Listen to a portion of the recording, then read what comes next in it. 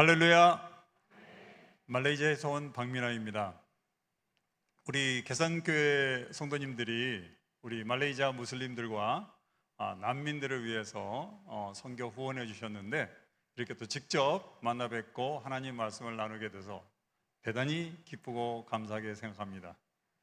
근데 교회를 와서 딱 보니까 히브리서 12장에 나와 있는 것처럼 허다한 증인이 둘러싼 것처럼 위아래서 쳐다보고 있으니까 좀 긴장이 됩니다. 위에 계신 분들은 아마 설교를 잘하나 못하나 꼭 내려보시는 것 같아요. 반갑습니다. 오늘 본문의 이야기는 여러분들이 사실 주일학교 때부터 아마 귀따갑게 들어온 유명한 예화죠. 유명한 비유죠. 학교 문턱을 밟기도 전에 교회 문턱을 먼저 밟으신 분들은 이 부자와 나사로의 비유자만 들었어도 이 얘기가 어떻게 전개되고 설교가 어떻게 진행될 거란 걸 빤히 아시기 때문에 이런 성도님들 앞에 설교하는 것은 설교자로서 상당히 부담이 됩니다. 그렇지만 저는 오늘 우리가 질문해야 될 근원적인 질문을 해보면서 왜 예수님께서 이러한 비유를 주셨는지 한번 생각해 보려고 합니다. 여러분, 이 익숙한 부자와 나사로의 가르침, 이걸 딱 들었을 때 이 가르침에서 무엇을 느끼시나요? 뭔가 무슨 내용이라고 생각이 드십니까? 각자가. 제가 이 부자와 나사로 이야기를 여러 사람들에게 물어봤습니다. 심지어 어떤 분은 이제 그 신학교 교수인분한테도 물어봤었는데, 이 누가복음 16장 부자와 나사로 비유를 들었을 때 가장 먼저 떠오르는 생각이 뭐냐? 이렇게 제가 질문을 해봤더니 공통적인 답이 나왔어요. 있을 때 잘하자. 그 다음에 부자는 베풀고 살아야 된다. 뭐니 해도. 그리고 가난한 자를 도와야 된다. 아마 대동서이하게 여러분도 아마 그런 비슷한 생각을 하실 수도 있을 텐데, 이게 아마 우리 주일학교에서 사실은 너무 그 내용을 아주 단편적으로 그 주일학교 수준에 맞게 가르친 게 너무 머리에 딱 박혀 있다 보니까 대부분 그렇게 생각하시는 것 같아요. 근데 저는 이 본문 자체가 주는 시각, 예수님께서 얘기하신 이 본문의 시각과 또 본문을 둘러싸고 있는 배경을 같이 보면서 교훈을 찾아보려고 합니다. 근데 이 이야기는 보면 마치 영화에서 플래시백이라고 그러죠. 딱 어느 한 장면, 그러니까 이야기가 전개되다가 그 뒤로 돌아가서 어느 한 특정 장면을 보여주는 그런 플래시백과 같은 그런 모습이에요. 그러니까 사실 우리가 이 부자나 나사로에 대한 정보가 그리 많지 않아요. 그죠? 그분들이 믿음을 가졌는지 안 가졌는지, 또 그분들의 삶이 어때 했는지는 모르지만 그래도 이 본문 안에 굉장히 특징적인 여러 사실들이 담겨져 있습니다. 먼저 부자는 삼무를 가지고 있습니다. 삼무. 그게 뭔가 하니 무정함, 무모함, 무례함이라고 생각이 됩니다. 이 시절에 상처투성의 나사로가 자기 문 앞에 있었다면은 부자는 마땅히 긴급 구조했어야 함에도 불구하고 나사로를 무정하게 방치해버리고 있었죠. 또 심지어 개들이 그 상처를 핥을 정도로 인간 이하의 그런 대우를 받고 있음에도 불구하고 그대로 방치했기 때문에 요즘 말로 하면 미필적 고의에 의한 상해죄에 해당할 수 있겠습니다. 그 다음 24절을 보면 이제 심판 후 음부에서 고통당하고 있음에도 아직도 부자는 정신을 못 차리고 있습니다. 예수님께서 부자는 그 이름조차 언급하지 않죠. 우리는 부자의 이름을 몰라요. 근데 나사로는 예수님께서 나사로란 이름을 불러주시면서 그 나사로의 존재와 또 그 인격을 존중하시고, 또 나사로가 죽은 뒤에는 어땠습니까? 그 영혼이 아주 영광스럽게 한 천사도 아니고 여러 천사들, 본문에 천사들이라고 그랬죠. 천사들의 호의를 받들려서 아브라함 품에 올라갔습니다.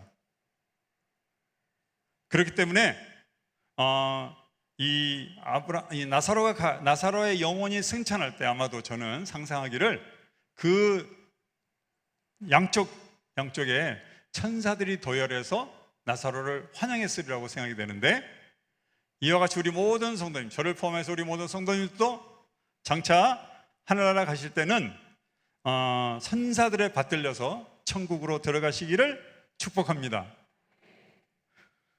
이렇게 나사로가 부자와는 비교하실 정도로 그 신분과 처지가 바뀌었음에도 불구하고 부자는 깨닫지 못하는데, 부자는 여전히 그 나사로를 자기 하인처럼 대하고 있는 거죠.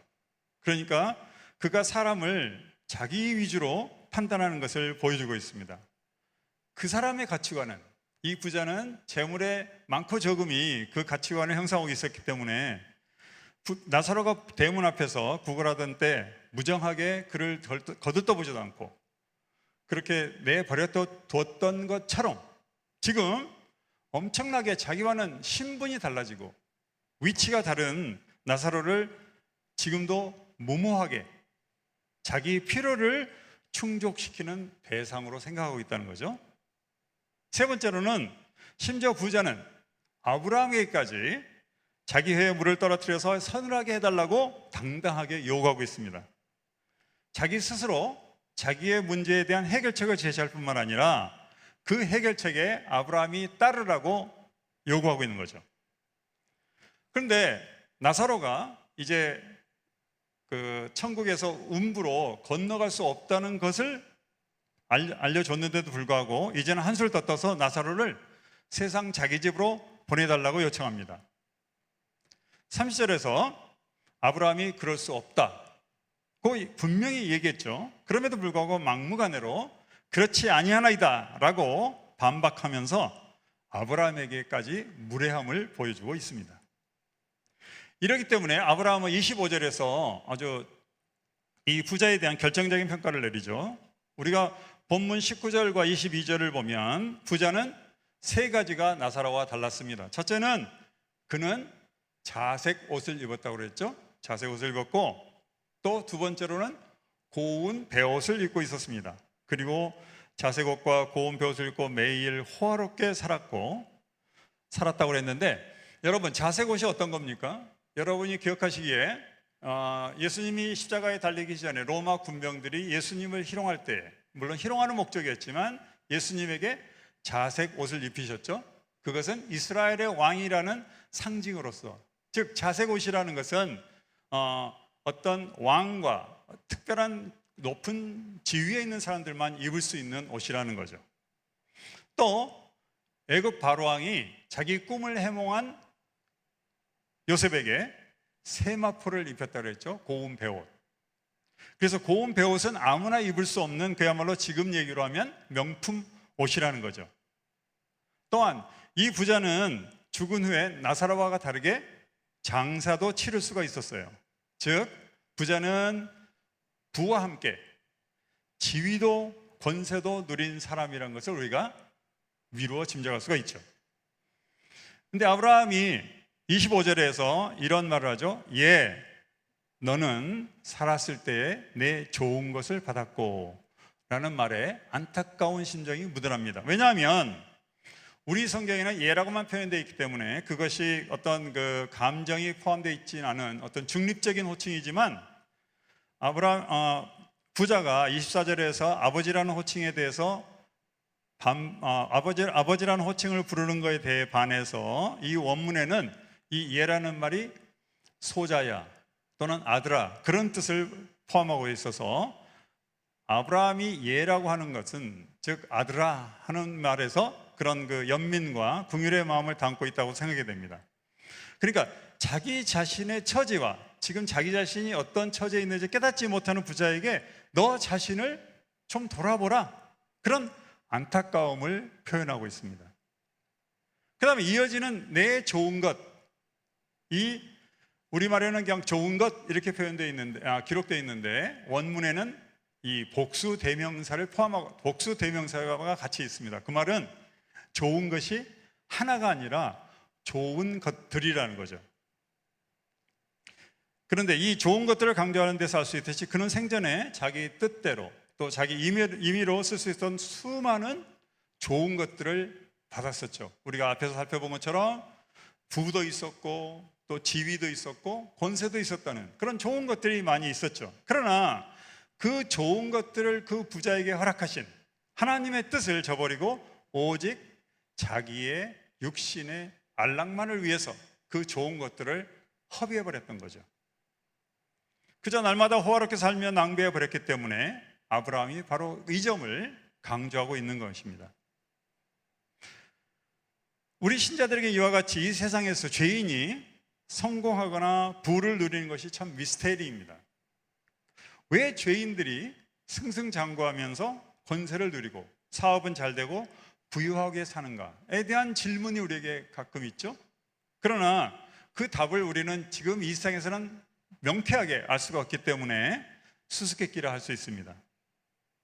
그러나 한편 다른 각도에서 우리가 이 본문의 내용의 각도에서 생각해 보면 이러한 권세, 지위 또는 재력 이런 것들이 우리 삶을 편하게 할 수는 있지만 과연 그것들이 궁극적으로 복인가 하는 걸 다시 생각해 봐야 되겠습니다.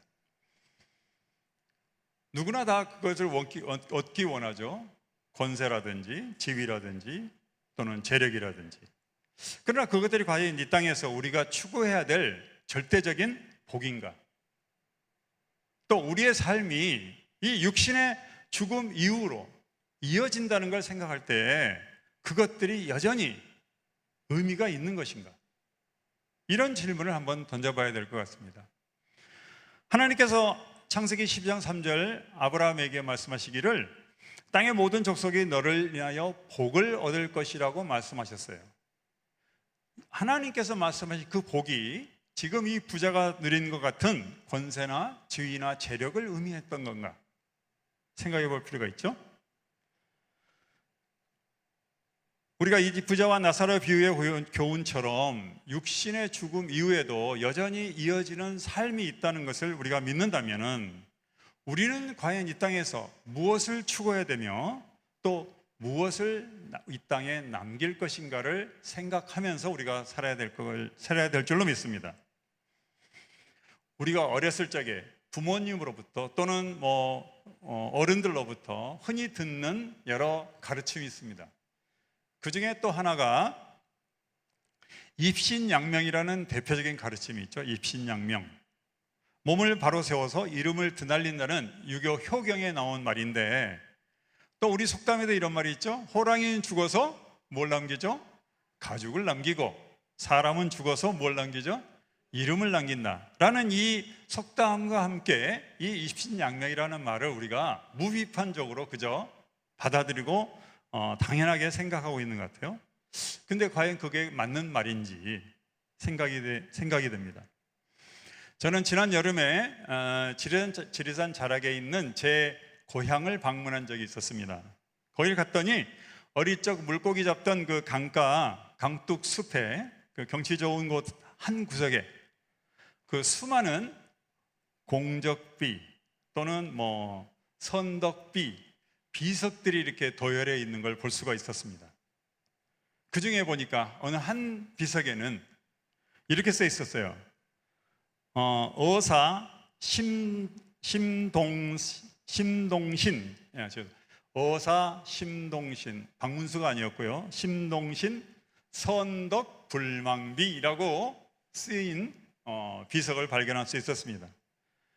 그 비석이 세워질 때는 물론 이제 그 심어사 그분에 대한 공적이 있었을 테니까 그분의 공적을 치하하면서 아마 그 당시에 많은 사람들이 모여서 잔치도 하면서 소도 잡고 돼지도 잡고 하면서 그 불망비 선덕 불망비를 아주 축하하면서 세웠겠지만 지금 무수한 세월이 지나서 지금 보면 아주 이끼가 덮여 있어 그 글씨조차 읽기가 힘들었는데 지금 그 상태에 있는 그 선덕 불망비 그것을 지금 제 고향 사람들은 물론이고 그 심어사의 후손 아무도 그런 선덕비가 있는 것조차 기억을 못할 것입니다.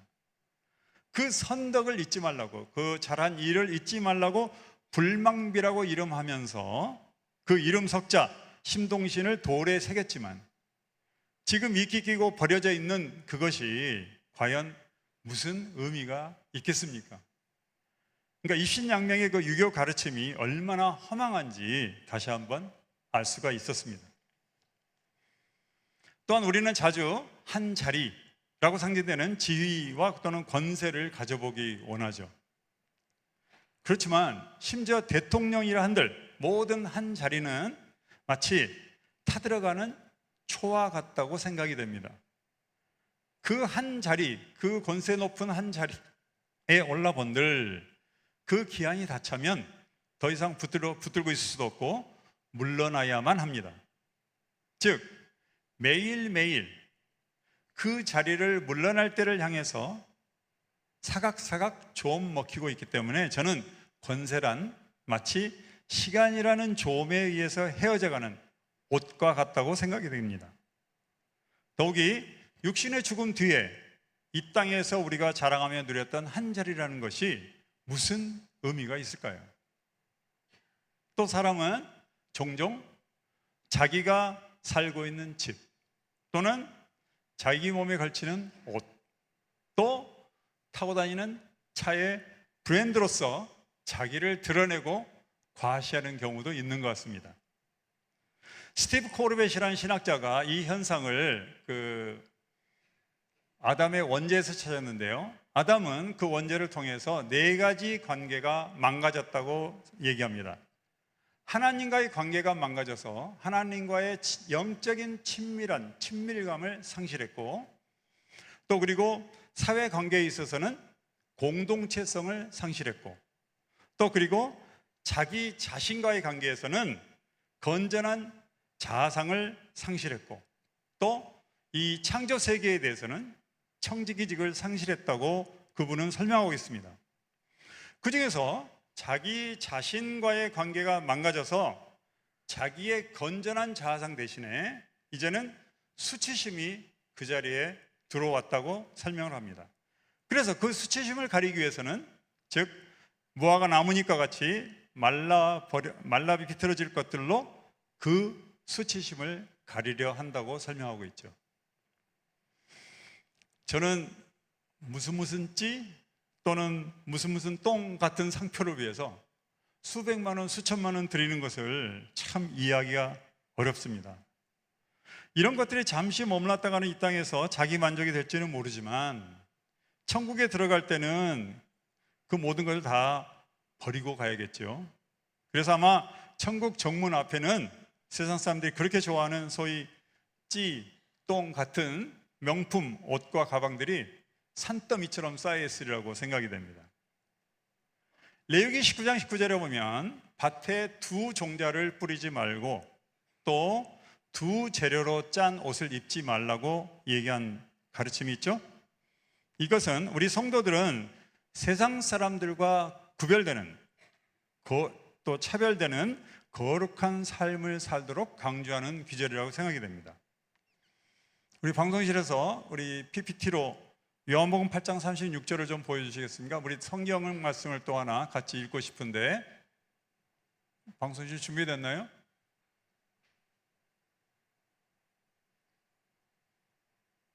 네, 다음 페이지.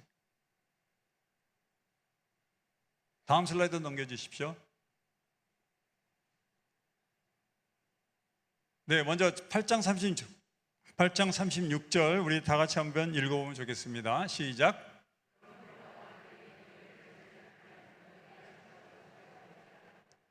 이 요한복음 8장 36절 말씀대로 하나님을 믿는 성도로서 우리는 이제 죄에서 자유하게 되었죠. 그러면 이 죄에서 자유로워진 것처럼 우리가 세상 사람들의 눈과 잣대로부터도 자유로워져야 된다고 믿습니다. 그래서 무화과 나무잎 치장같이 세상 사람들이 좋아하는 것들은 버리고 세상 사람들이 싫어하는 것들은 취해야 될 줄로 믿습니다. 이것은 예수님께서 우리 신자들을 부르는 이름에서도 증명이 됩니다. 예수님께서 제자들에게 고별 설교하신, 우리 그 다음번 요한복음 15장 15절, 슬라이드 계속 놔두시고, 요한복음 15장 15절을 같이 읽어볼까요? 시작.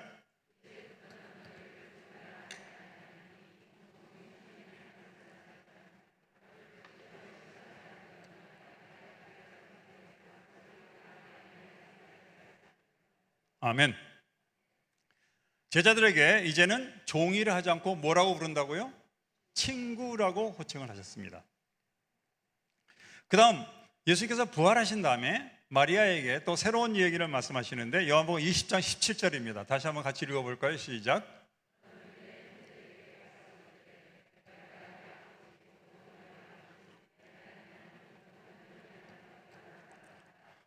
네, 거기에는 우리를 다시 뭐라고 부르십니까? 그 제자들 볼 때 내 형제들이라고 호칭하시죠. 즉 우리는 종에서 친구로 신분이 바뀌었다가 예수님이 부활하신 다음에는 우리의 구원의 조건이 충족됐기 때문에 이제는 예수님의 형제, 곧 하나님의 아들이 되었다는 선포입니다. 즉 예수님의 십자가 부활로서 어린 양의 생명책에 기록되는 우리 각 사람의 이름은 이제는 그 어떤 송덕비나 명품 브랜드 따위가 따라올 수 없는 자랑스럽고 고귀한 이름이 되었습니다. 믿으십니까? 이렇게 회복된 우리 각자의 자아상으로 천국 문 앞이 아닌 바로 이 땅에서도 우리가 그러한 무화과 나뭇잎들은 마땅히 버릴 수 있으리라고 믿습니다. 따라서 우리는 언제나 너는 이라는 이 아브라함의 음성을 기억하고 자기의 이 너는이란 말로써 자기의 생활을 재보는 달인줄로 사용하여서 이런 자문을 해보시면 좋을 것 같아요. 하나님께서 좋은 것들로 재산이나 재능 또는 지능과 지위 또는 학력과 학식 등을 나에게 주셨는데 이것들이 과연 바르게 쓰이고 있나? 또 내가 이 땅에서 누리는 이 모든 좋은 것들이 하나님께서 주신 것들이라고 믿는다면은 그것들을 과연 내 것이라고 주장할 수 있겠는가? 또 하나님의 뜻대로 내게 베풀어 주신 이 좋은 것들은 청지기인 나에게 이 땅에서 잠시 맡겨졌을 뿐입니다. 그것들을 먹고 마시고 누리는 것 자체가 인생의 목표가 되어버린다면 또 그리고 정작 그것을 내게 허락하신 하나님의 뜻이 무시되고 있다면 이 비유에 나오는 부자와 다를 바 없을 것입니다. 결국 재물이 있는 곳에 마음이 있듯이 나의 재물을 어떤 곳에 어떻게 사용하고 있는가가 내 자신의 정체성을 나타내고 내가 어떤 사람인지를 드러낸다고 생각이 됩니다. 내게 있는 모든 좋은 것을 하나님께서 주셨다면 그것들은 하나님께서 원하시는 곳에 하나님께서 원하시는 방법으로 쓰여져야 되겠습니다.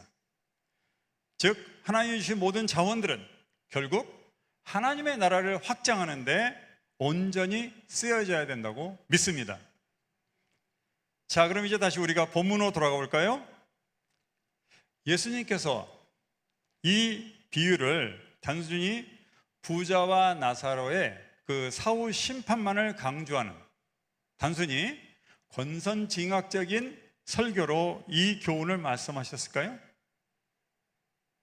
그랬다면 이 이야기는 26절로 끝났어야 됩니다. 26절까지만 말씀하셔도 권선징악적인 설교는 충분히 충족되는 거죠. 그러나 예수님께서 31절까지 말씀하시는 데는 또 다른 더 중요한 가르침이 있다고 믿습니다. 누가가 이 본문을 서술하는 그 배경을 살펴보면 이 누가복음 16장 19절부터 31절의 이 이야기의 시작은 누가복음 9장 51절에서 찾을 수 있습니다. 누가복음 네, 마지막에 나왔군요. 누가복음 9장 51절을 다 같이 읽겠습니다. 시작.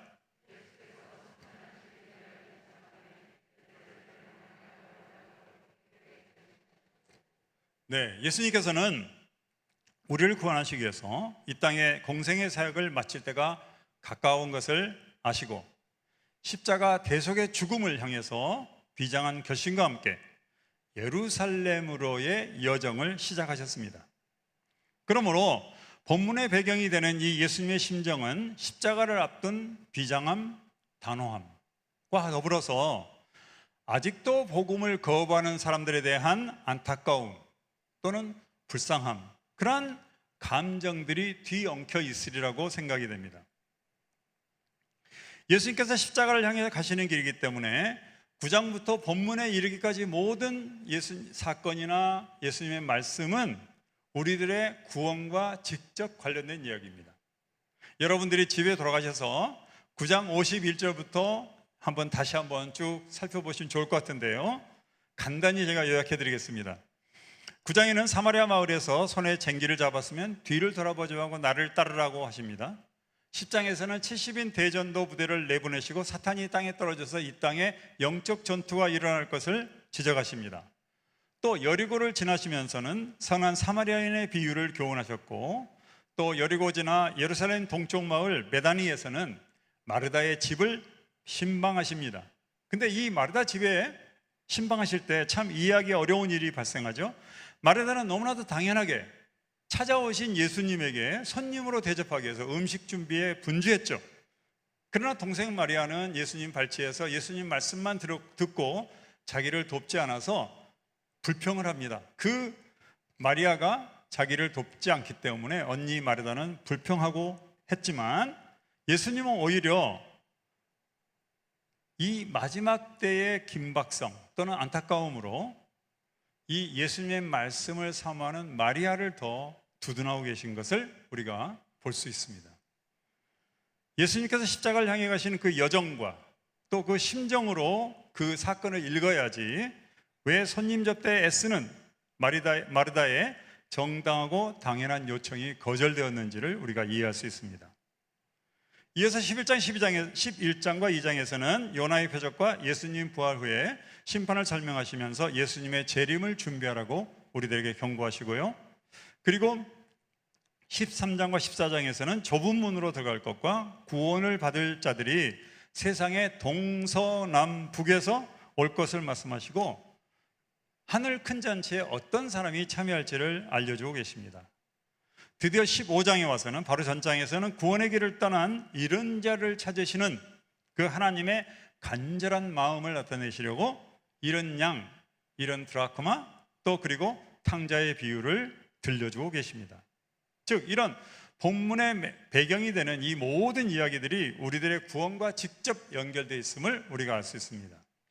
그래서 이러한 배경에서 예수님께서 말씀하신 이 부자와 나사로 비유의 방점은 26절을 지나 27절 이하 뒷부분에 있습니다. 30절에 보면 부자가 자기가 회개하지 않았음을 드러내면서 자기 형제를 위하여 나사로를 살려보내달라고 제안하죠. 일견 이 제안이 그럴듯해 보이기도 합니다. 죽은 나사로가 살아가서 형제들에게 가서 말하면 그 형제들, 5 형제들이 회개하고 자기처럼 음부에 떨어지지 않으리라고 생각했던 거죠. 그러나 아브라함은 그 제안을 무의미하고 불필요하다고 단호하게 거절합니다. 왜 그럴까요? 예수님께서 마르다에게 죽은 오라버니 나사로가 살아나리라고 말씀하셨을 때에 마르다가 믿지 않았던 것처럼, 사실 우리 인간이 경험하는 기적 중에서 사람이 죽었다가 살아나는 것처럼 극적이고 최고인 기적은 더 이상 없을 것입니다. 그러나 기적이 사람을 설득할 수 없다는 것은 모세가 바로 앞에서 10가지 기적을 베풀어도 완고한 바로가 믿지 않았던 것이라든지, 또 마지막 때에는 마가복음 13장 22절과 같이 거짓 선지자들도 나타나서 기적을 베풀 수 있기 때문입니다. 다 같이 읽어볼까요? 시작.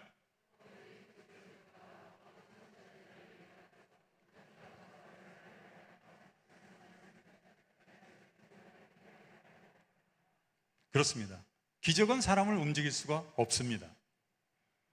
아브라함은 29절에서 사람이 회개하는 조건을 말씀해 주고 있는데, 그것은 죽은 자가 살아나는 이런 최고의 기적보다는 더 힘있고 효과적인 것이 바로 모세와 선지자들이 선포한 하나님의 말씀을 들어야 한다고 단언합니다. 즉 사람을 구원에 이르도록 이끄는 것은 기적이 아니라 바로 하나님의 말씀이라는 선포인 거죠. 자, 그런데 여러분, 로마서 10장 17절을 볼까요? 다 같이 읽어보겠습니다. 시작.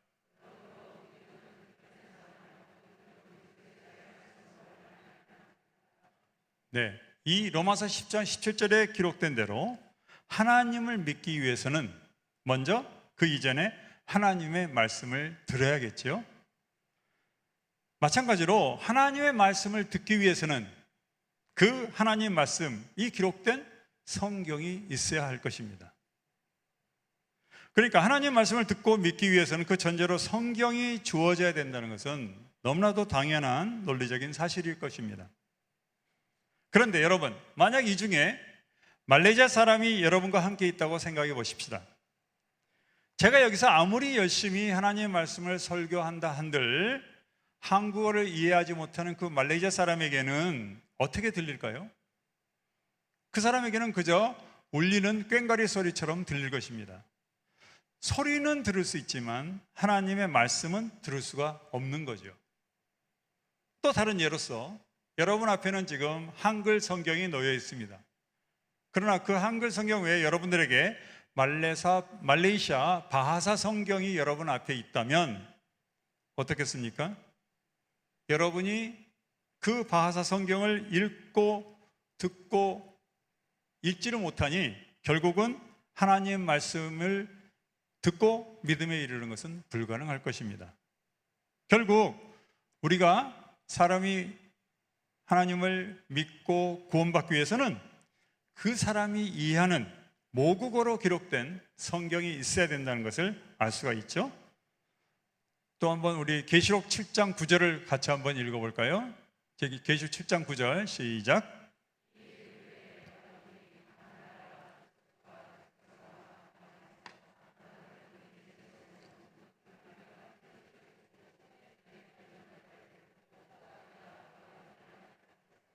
아멘.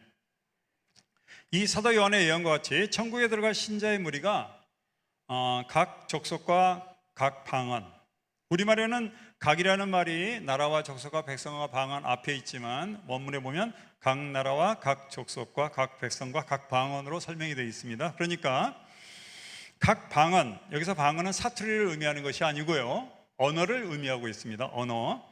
그러니까 세계 각각의 그 모든 각각의 언어 집단에서 믿는 자들이 나올 거라는 것을 이 사도 요한이 예언하고 있는 거죠. 그러니까 하나님 말씀은 각 언어에 사는 각각의 언어 집단에 속한 사람들이 읽고 듣고 이해할 수 있는 글로 기록되고 전해져야 된다는 것을 우리가 이 요한계시록 7장 9절을 보면 알 수 있겠습니다. 그런데 여러분, 세계에 쓰이는, 세계에서 지금 현재 사용되고 있는 언어가 몇 개나 될까요? 몇 개나 될까요? 세상에 쓰고 있는 언어가? 그 언어는 지금 현재 7,378개입니다. 아마도 여러분이 속으로 생각한 것보다 훨씬 많죠? 79억 명의 사람들이 지금 현재 7,378개 언어를 사용하는데, 그런데 아직도 하나님 말씀을 들을 수 없거나 자기 말로 쓰여 있는 성경을 갖지 못한 사람은 얼마나 될까요? 네, 계속 펴주시죠.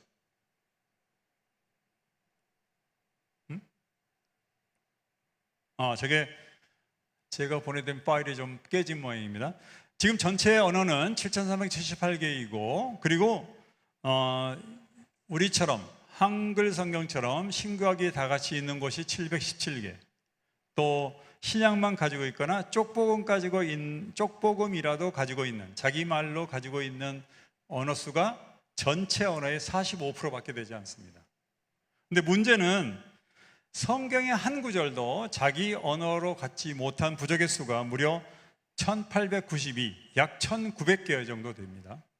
25% 정도 되는데 전체 지금 쓰이는 언어의 4분의 1에 해당되는 사람들은 성경의 한 구절도 자기가 이해하는 언어로 쓰여 있지 않습니다. 그 다음 슬라이드 보여주시죠.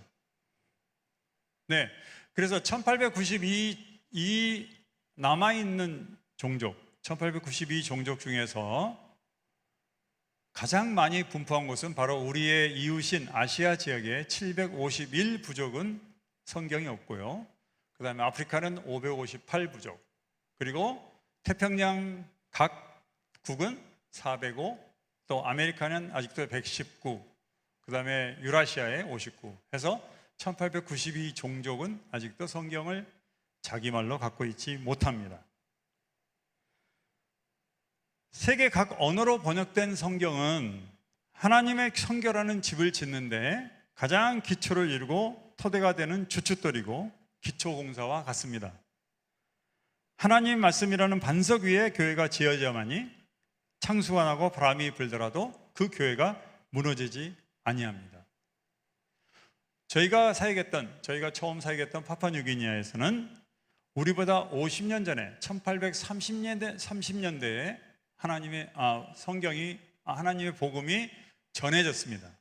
근데 거기 파푸아뉴기니아는 언어 수가 거의 750개나 되다 보니까 그 당시 우리 감리교 선교사님들이 모든 언어로 복음을 전할 수 없으니 그 중에서 큰 언어, 그러니까 대략 큰 종족의 언어만 가지고 복음을 전하고, 그리고 교회 건물은 세워놓고 예배의 예전만 전해놓고 떠났습니다. 그러다 보니까 자기말 성경이 없는 각각의 부족 교회에서는 교회가 있어서 예배는 드리되 너무나도 쉽게 자기들이 종래에 섬겼던 정령숭배와 혼합된 변질된 신앙을 갖고 있는 것을 볼 수 있습니다. 교회는 있으되 껍데기만 교회인 채로 남아있는 것을 수없이 발견할 수 있었습니다. 설교자는 설교할 때 하나님을 의지하라고 해놓고 설교자 자신은 아프면 거침없이 주술사를 찾아가고 있는 실정입니다. 교회가 바르게 교회가 되기 위해서는 자기 모국어 성경이 있어야 된다는 것을 여실히 알 수가 있습니다. 즉, 각 언어로 성경이 전해지지 않고는 하나님의 선교가 온전하게 이루어질 수 없다는 것을 알 수가 있는 거죠. 각 부족의 모어 성경은 누가복음 13장 29절과 같이 천국 잔치에 동서남북에서부터 사람들이 몰려오거나, 또 우리가 읽었던 계시록 7장 9절의 말씀과 같이 각 언어에서 믿는 자들이 나오기 위해서는 이 각 부족 모어 성경이 필수 불가결한 선결 조건이라는 것을 우리가 알 수 있을 것입니다. 우리 계산교회는 또 이러한 성경 번역을 위해서도 많이 후원해 주시고 기도로 함께 해주셔서 오늘 그 결과를 잠시 보고하겠습니다. 다음 슬라이드 보여주십시오. 네, 이것은 우리 계산교회에서 네팔에 있는 육화족 성경을 출판을 지원해 주셨습니다. 그래서 그동안에 불경만 읽던 사람들이 이와 같이 이제는 자기 육화어로 되어 있는 성경을 갖게 되어 있습니다. 여러분 모두의 수고와 기도와 헌금으로 가능한 일입니다. 다음 슬라이드. 그래서 저렇게 이제는 육화 성경을 가지고 이제는 모여서 여러분처럼 이제 성경 공부도 이루어지게 됐습니다. 다음 슬라이드. 바로 이 젊은이들이 그 네팔의 육화족 젊은이들인데요. 이들이 여러분의 도움이 없었더라면 여전히 흑암과 사단의 권세 속에 있을 터인데, 이 젊은이들이 저렇게 기뻐하는 것처럼 저들에게 이제 소망이 생겼고 이제는 예수님을 믿고 구원의 대열에 올라서 우리와 같이 천국에 들어갈 수 있게 되었습니다. 다음 슬라이드 있나요? 네, 1892 종족 1억 5천만 명이 아직도 여러분을 기다리고 있다는 것을 기억하시고 계속해서 이 남아있는 1892 종족을 위해서 여러분이 기도해 주시면 감사하겠습니다. 우리 계산교회가 그 비전대로 이 세상을 살리기 위해서 가르치고 봉사하고 전도하고 선교하고 계신 줄 믿습니다. 그러나 앞으로도 지속적으로 교회나 또는 여러 성도님들이 가지신 각자의 기도나 재물이나 재능이나 또 모든 은사와 자원들은 하나님의 선교를 위해서 온전히 쓰여지기를 간절히 바라겠습니다. 기도하겠습니다. 하나님 아버지 감사합니다. 정말 세계 선교를 위해서 헌신하는 우리 계산교회에 와서 주의 말씀을 나눴습니다. 아버지 하나님, 이 부자와 나사로의 교훈에서 예수님께서 우리들에게 가르쳐 주시고자 원하시는 대로 우리가 우리의 모든 것을 이용해서 우리에게 주어진 것이 여호와 하나님이 주신 것이라는 것을 믿을 때에 그것들을 또한 여호와 하나님을 위해서 다시 드리며 사용할 수 있도록 도와주시고 우리 계산교회와 모든 성도님들이 더욱 하나님의 선교에 충성하도록 인도하시고 복 내려 주시옵소서. 감사하며 예수님 이름으로 기도합나이다. 아멘.